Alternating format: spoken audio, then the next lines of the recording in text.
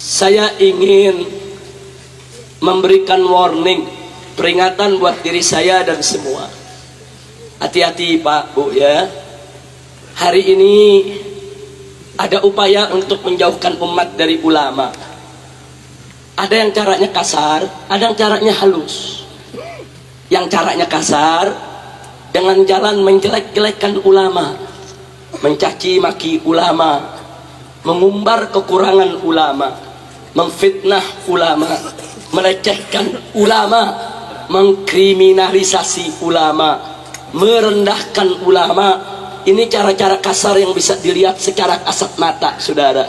Tujuannya apa? Supaya umat tidak lagi menghormati ulama, tidak menghargai ulama, tidak memuliakan ulama, sehingga umat meninggalkan ulama. Inna lillahi wa inna ilaihi raji'un. Tapi ada juga yang caranya halus, saudara. Caranya halus, caranya nggak kelihatan dia benci ulama, caranya nggak kelihatan dia musuhi ulama. Caranya halus Pak, caranya halus Bu. Bagaimana cara dia? Perhatikan baik-baik saudara. Saya berikan beberapa contoh. Pertama, apa dia katakan? Dia katakan, hei umat Islam, Islam itu agama yang suci, ulama itu manusia yang bersih. Karena itu harus hati-hati. Sedangkan politik itu merupakan ladang yang kotor, penuh intrik. Karenanya agama Islam yang suci, ulama yang bersih, jangan dibawa ke dalam ladang yang kotor, jangan dibawa ke politik. Maka itu jauhkan Islam dari politik, karena politik kotor, Islam itu suci. Karena itu jauhkan ulama dari politik, karena politik kotor, ulama itu bersih. Kelihatannya bagus gak? Bagus. Ayo jujur, bagus gak? Kelihatannya cinta ulama gak? Ayo kelihatannya cinta ulama gak?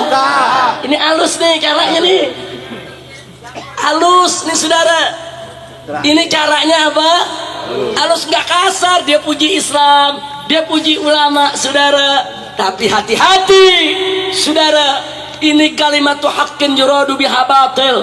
Ini kalimat yang hak tapi tujuannya batil saudara. Tujuannya apa? Supaya Islam dijauhkan dari politik, supaya ulama-ulama jauh dari politik, agar para bajingan supaya bebas main politik saudara. Supaya para bajingan seenaknya masuk ke dunia politik untuk mengatur seenaknya bangsa dan negara, bikin undang-undang seenaknya, bikin aturan seenaknya. Nanti kalau mereka sudah berkuasa, masuk menguasai politik, mereka bikin aturan seenaknya, ulama yang ditekan untuk melaksanakannya saudara. Betul? Betul? Begitu saya mau tanya, cara mereka licik tidak? Jahat tidak?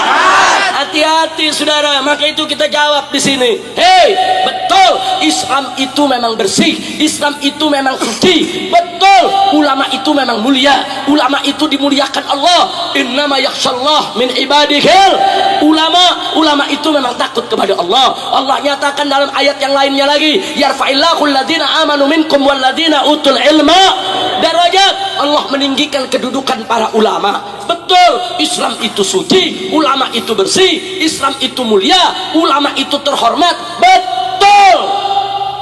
Tapi kalau kau mengatakan politik itu kotor, tunggu dulu. Politik itu tergantung siapa yang memainkannya. Manakala politik itu dimainkan oleh ulama yang mulia atas dasar agama yang suci, niscaya politik tersebut hanya ditujukan untuk mencari ridho Allah, hanya ditujukan untuk kepentingan bangsa dan negara saudara.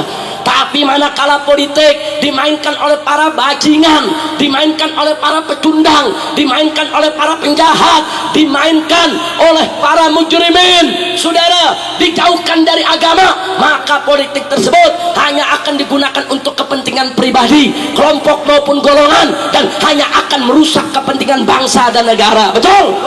Jadi politik tergantung pemainnya saudara. Kalau yang main bersih jadi bersih, yang main kotor jadi kotor. Kira-kira jelas tidak?